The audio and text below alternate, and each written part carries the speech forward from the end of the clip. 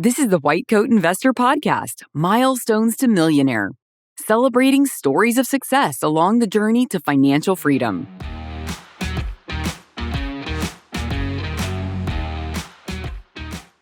This is Milestones to Millionaire podcast number 210. Engineer becomes a multimillionaire with a six-figure HSA. One of the most underrated financial moves in medicine is working locum tenens. It pays significantly more on average, and you can work locums full-time or on the side of your full-time. And when you work with CompHealth, the number one staffing agency, they cover your housing and travel costs, which on top of higher pay, really adds up. Locums also gives you more control of your career, allowing you to go where you want, when you want, with a schedule that works for you. It's the perfect way to get ahead financially while getting focused on what you love. Whether it's locum tenens or a regular permanent position, go to whitecoatinvestor.com/CompHealth to build your career your way with the power of CompHealth. All right. Don't forget, WCICon is coming up. By the time you hear this, I think it's only like 2 weeks away or even less. But you know what? You don't have to come in person. You can come virtually. And you can get $100 off until February 27th by using code VIRTUAL100 when you sign up, when you register for the conference. We'd love to have you there virtually. We find lots of people just come virtually every year. But for others, it's a little bit of a gateway drug. They come virtually once, and it looks so fun to be there in person the next year. They're there in person. But either way, we'd love to have you. Go to WCIEvents.com, use code VIRTUAL100, and save another $100 off the conference price. Not to mention, you save the travel costs, you save the hotel costs, you save a lot when you come virtually, I suppose. But here's another $100 you can save doing it. All right, today we've got a great interview. It's not a doctor. It's somebody else. And it's pretty cool because it's a little bit of a classic FIRE story. So afterward, we're going to talk about FIRE, financially independent, retire early, and the FIRE community and all things about financial independence and early retirement. Our guest on the Milestones to Millionaire podcast today is Ben. Ben, welcome to the podcast. Great to be here. Tell us what you do for a living, how far you are out of school, and what part of the country you're in. Yeah, so I live in the Midwest. I am an automotive engineer. For my job, I test vehicles, basically. I'm about 13 years since finishing grad school.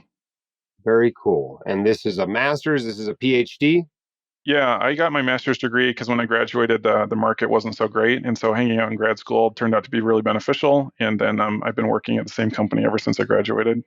Very cool. And tell us what milestone or milestones we're celebrating today. Yeah, I'm excited because our HSA finally hit six figures, and it's been a milestone that's kind of been on my mind for a long time. And it's harder to achieve because you're limited in how much you can contribute to an HSA. But we were just really excited to get through the six-figure HSA milestone. And then also our net worth has recently creeped over $2 million. Very cool. You're a multimillionaire. Yeah, pretty exciting. Yeah. So did you ever see this happening, 13 years ago? Did you ever think you'd be a multimillionaire? I knew someday I would, but I didn't expect it to happen within 13 years of leaving. I thought I'd have to work for 60 years or so, and eventually I'd have a couple million when I retired. I just didn't expect how quickly it would be able to come. Very cool.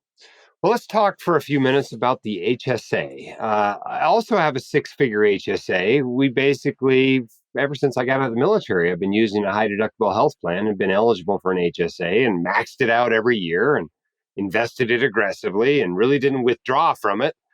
And when you do that, it grows pretty quickly, especially, with market returns the last couple of years. Tell us the story of your HSA. How did it become a six-figure HSA? Yeah, it really was an evolution, though, because I just thought that it was a health account. And so I invested minimally. I was still trying to pay off a little bit of student loans that I had. And I realized quickly that this was a way to reduce the amount of taxes that I was paying. And so I started running every one of my expenses that I could through the HSA. And then I realized that, you were limited on what you could contribute through payroll based on that enrollment period.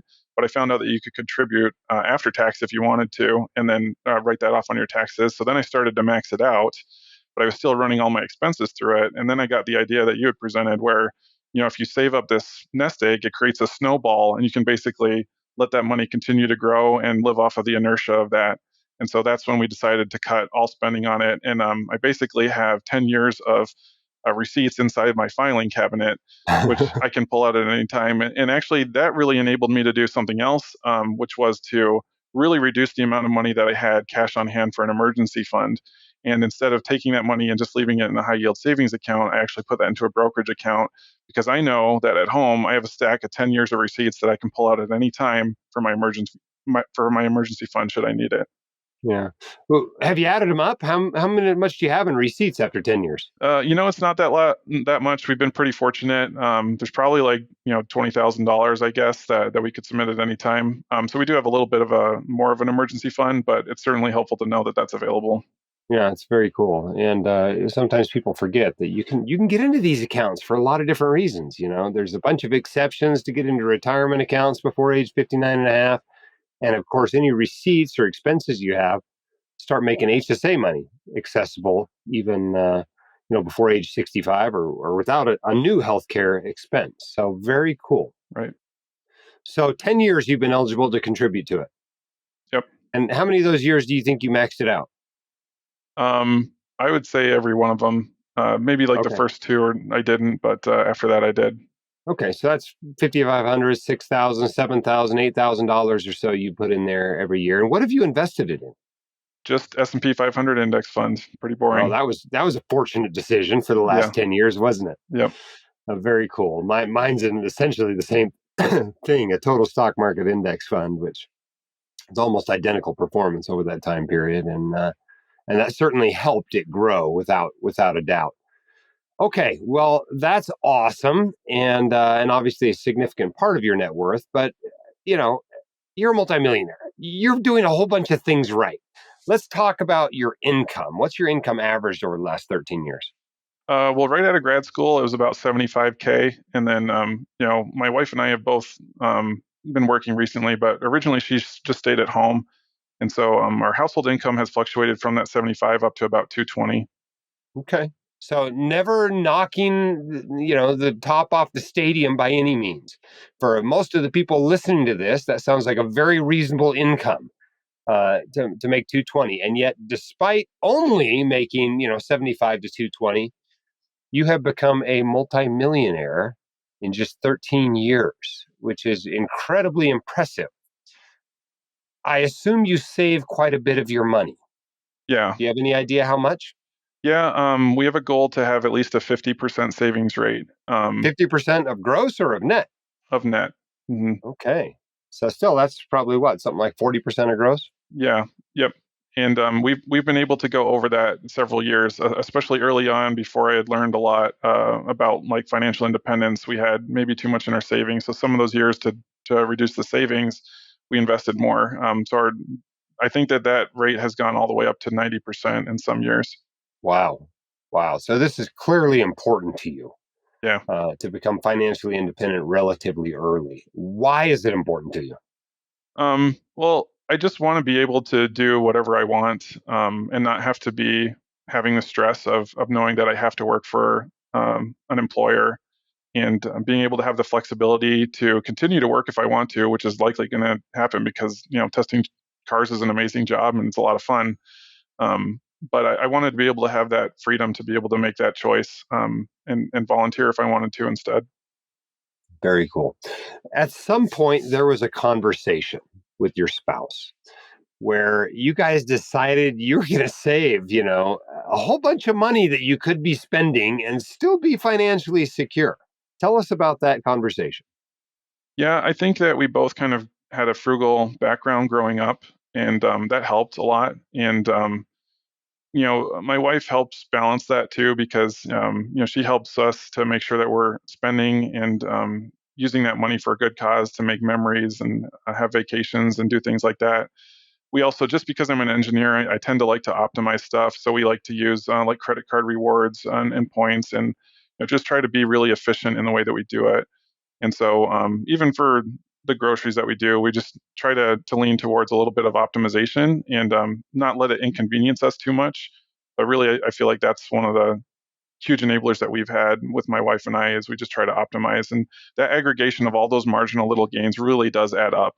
And that's why I think we're in the situation we are today. You sound like you work for British Cycling. They're always talking about marginal gains and Yeah. 1% improvements and those sort of things, but they do add up. You're absolutely right about that. Well, very cool. Let's talk a little bit about your net worth. How's it divided? I mean, how much of this is home equity? How much is in retirement accounts? How much is in a taxable account? And obviously, we know how much is in the HSA. Yeah. So 120 in the HSA, and then I have about 1.2 million in my 401k. We've been very fortunate that our employer allows for mega backdoor Roths, and so we've been pulling that lever every single year that I knew about it. And then we have about another 300K in IRAs, 200K in a brokerage account, and 300K in our equity in our home. Very cool. I bet you can tell me your ratio of Roth to tax deferred money, can't you? I don't have that calculated right now, but it definitely is heavy on the Roth side. And ever since our income, like we're in our higher earning years now, so I've tried to shift some of that. Like our employee contributions are definitely traditional, but everything else is Roth.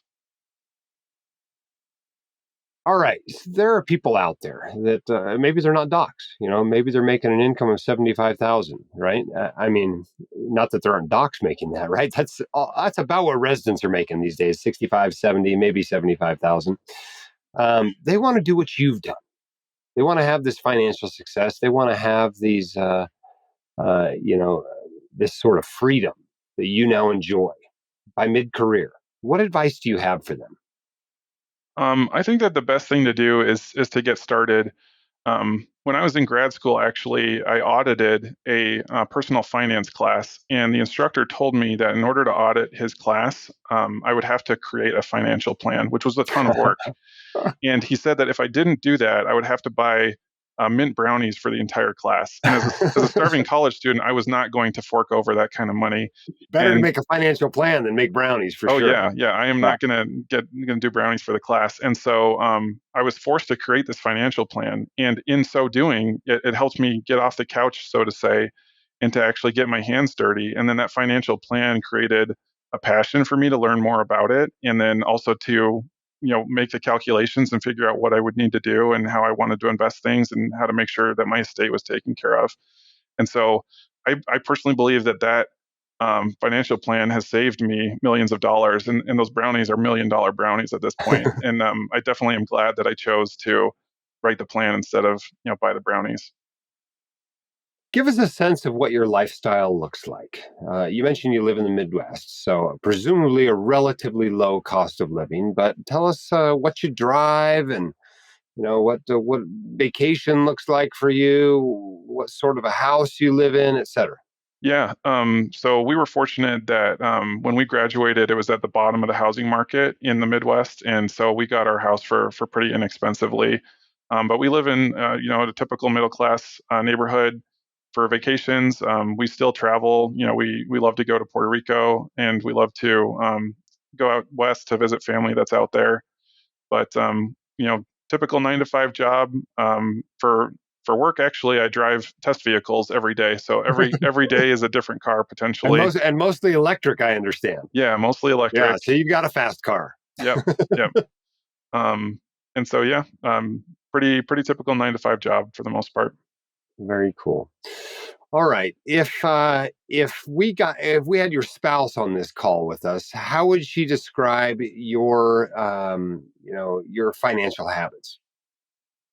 That is a good question. I think she would say that I'm passionate, maybe more than she is. There's a lot of times where I come from my commute. My commute's about an hour, and I'm listening to you, and I come home, and I'm so excited to tell her about all the things that Jim has taught me. And the kids are going crazy, and so she's like, Ben, just calm down. I'm not ready to talk about this quite yet. But then later on, she's really able to listen to that, and she's just so supportive. So I think that she would say that I'm passionate about it, and she's totally on board and supportive, and she does a lot to make sure that we're able to do what we're able to do. All right, very cool. What's the end game look like? What would it take for you to, loosen the purse strings, spend a little bit more money, etc.? I think we do have a number in mind for being totally financially independent, and at that point, we potentially might follow our kids out to school, and then I could be like an advisor to one of our engineering teams at college or something like that. But I think we want to be able to serve and help the communities that are around us. I would love to actually teach them personal finance, coaching type classes, and just to be able to help other people. It's tough because I want to be able to tell everybody about these milestones, but it feels like you're bragging sometimes. And I think that sometimes the world, kind of receives that as bragging, but I just wish that more people understood that even with like not a doctor's, a surgeon's salary, you can still make this goal achievable.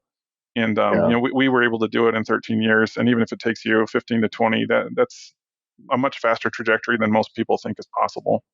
Yeah, for sure. That is the attitude in general out there in our culture and our society. People actually celebrate with you.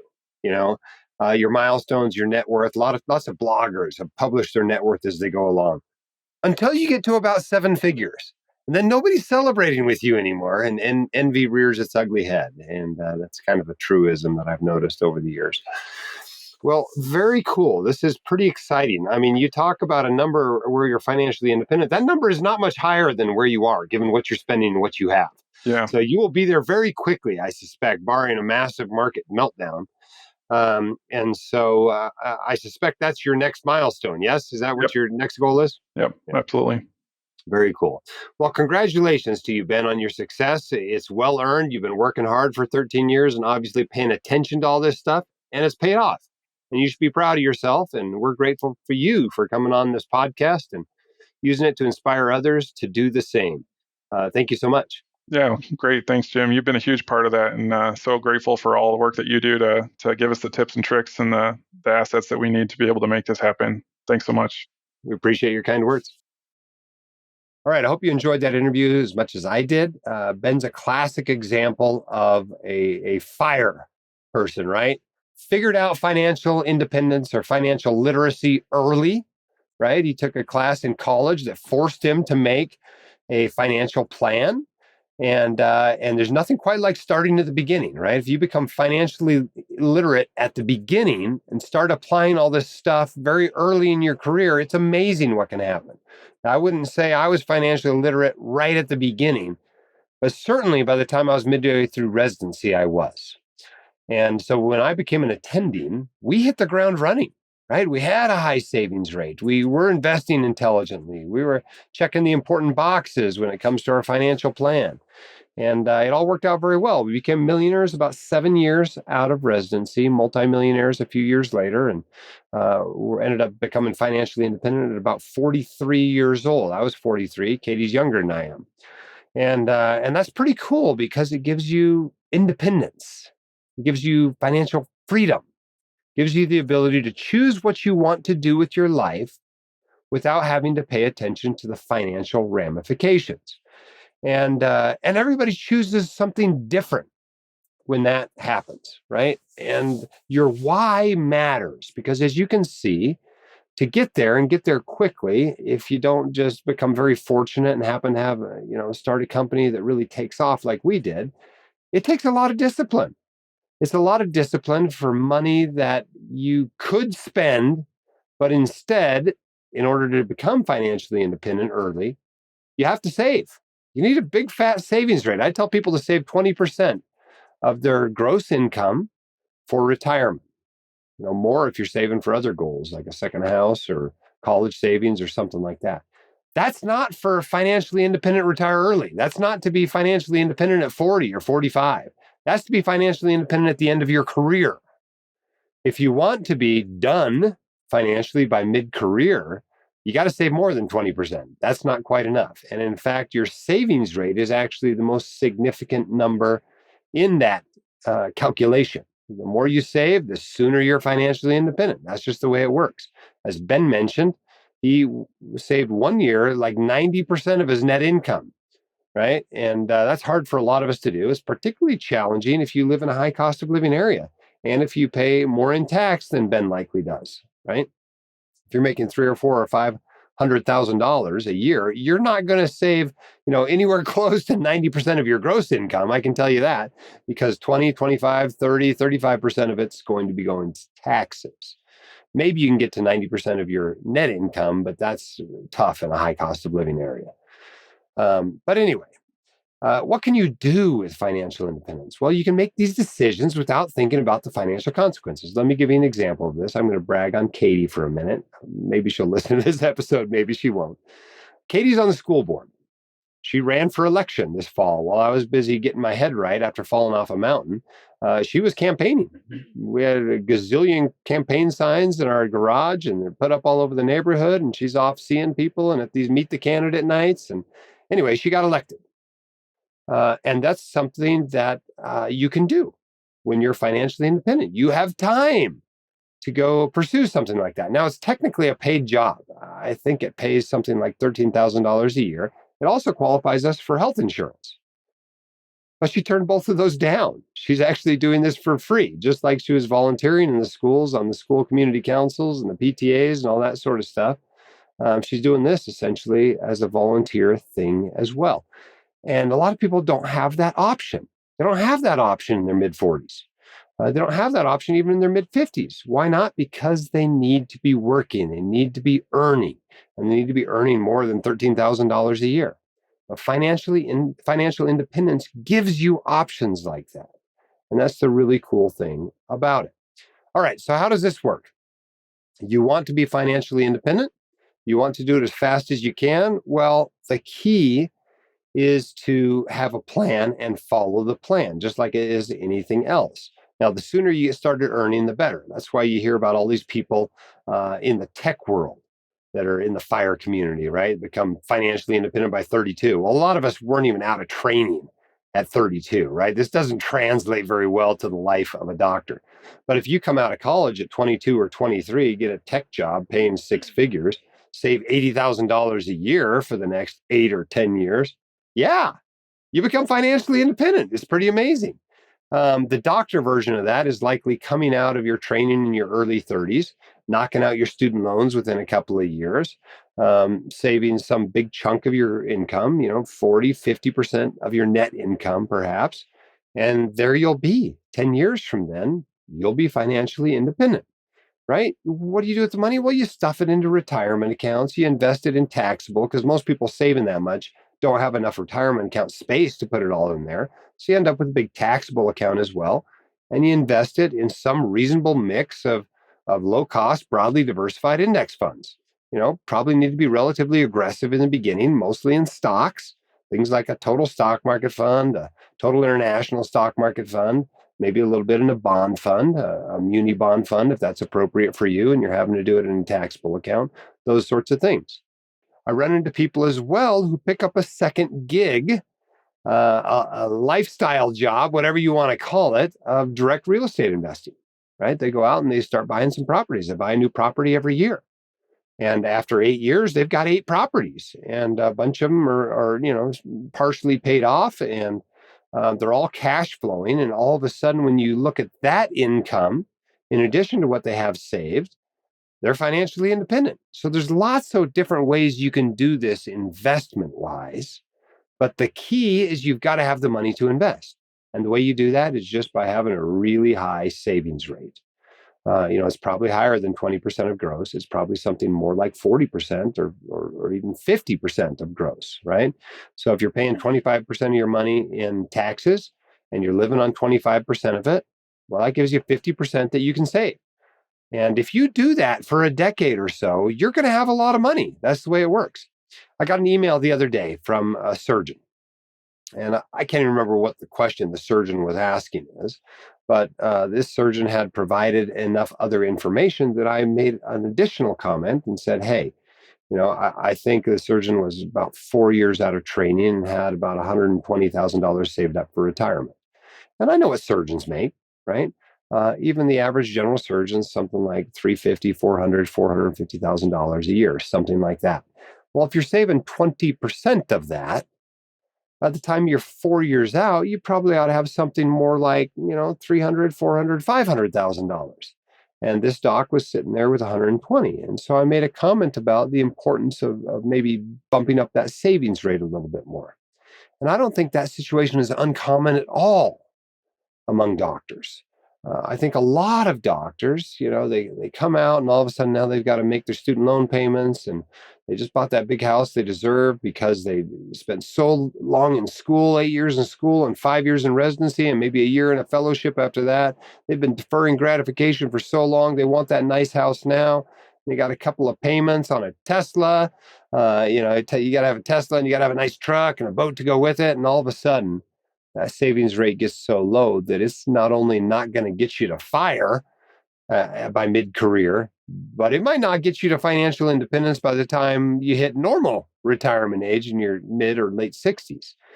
So pay attention to that. Whether you want to fire or not, your savings rate is a number worth calculating every year and seeing where you're at. And if you calculate it and you find you're at 18 or 19%, okay, I'm not going to yell at you. There's nothing magical about 20%. It's just kind of a rule of thumb. But if you calculate it and the rate is 6%, that's a problem. 6% is not enough. It is not enough to get you where you want to be by the end of your career. That number needs to be much closer to 20% for most doctors. So pay attention to financial independence. It gives you a lot of options in your life. Hitting early financial independence or even retiring early might be among your financial goals. It might not be. When I got there, I found I didn't want to stop working. I enjoyed my jobs. I enjoyed what I was doing. I thought it was a meaningful part of my life. It gave me purpose and it allowed me to help a lot of other people. I didn't quit working when I became financially independent. Now, that in itself certainly has lots of financial benefits. We're allowed to support a lot more charities than we ever thought we were going to be able to support. But you don't have to retire early just because you become financially independent. You can continue to work, but you're now working on your terms. And I tell you what, it is fun to work on your own terms, right? I work the number of shifts I want to work with my group. I work the types of shifts I want to work with my group. Nobody even asks me to be on committees anymore because they kind of know the question they're going to get. I'm still on a couple committees. I help with the 401k committee and I help with the recruitment committee. But nobody's coming to me and asking me to be the medical director because they know the answer is going to be no if they ask. And that's okay. I'm working on my terms. And that's what you can do when you become financially independent. So work hard. Make sure you're getting paid fairly. Save a big chunk of your money, determine your financial goals, write them down, make a written financial plan and follow it. You'll be amazed what you can accomplish in the first 10, 15, 20 years of your career. Earlier, we mentioned working locums with CompHealth, the #1 staffing agency. But CompHealth isn't just a locums agency. CompHealth staffs regular permanent positions across the nation as well. They also offer telehealth, medical missions, and more. And that's what makes them unique. They can look at your situation and offer multiple solutions to build your career the way you want it and meet your financial goals. And they know their stuff, especially when it comes time to negotiate contracts, which they're willing to do for you. So whatever career move you're looking for, go to whitecoatinvestor.com/CompHealth and use the power of CompHealth to build your career your way. That's maybe something else we ought to mention while we're talking about financial independence. The fun thing about locums is they generally pay your expenses too. So if you come out of residency and you do nothing but locums, they're paying all your living expenses plus paying you a pretty darn good wage. And so all of a sudden your expenses go way down, your income goes way up, very high saving rates are possible. And all of a sudden, 5, 6, 7 years, you're looking at financial independence. So it's pretty magical. If this is important to you, it is still possible as a doc. You're probably not going to be financially independent at 32, but it is hardly impossible to be financially independent by 40 if that's something that's really important to you. All right, this has been the Milestones to Millionaire podcast. We'd love to have you on this podcast. You can apply at whitecoatinvestor.com/milestones, and we'll bring you on, celebrate your accomplishments, and use them to inspire others to do the same. Till next week, keep your head up, shoulders back. You've got this. We'll see you next time on the podcast. The hosts of The White Coat Investor are not licensed accountants, attorneys, or financial advisors. This podcast is for your entertainment and information only. It should not be considered professional or personalized financial advice. You should consult the appropriate professional for specific advice relating to your situation.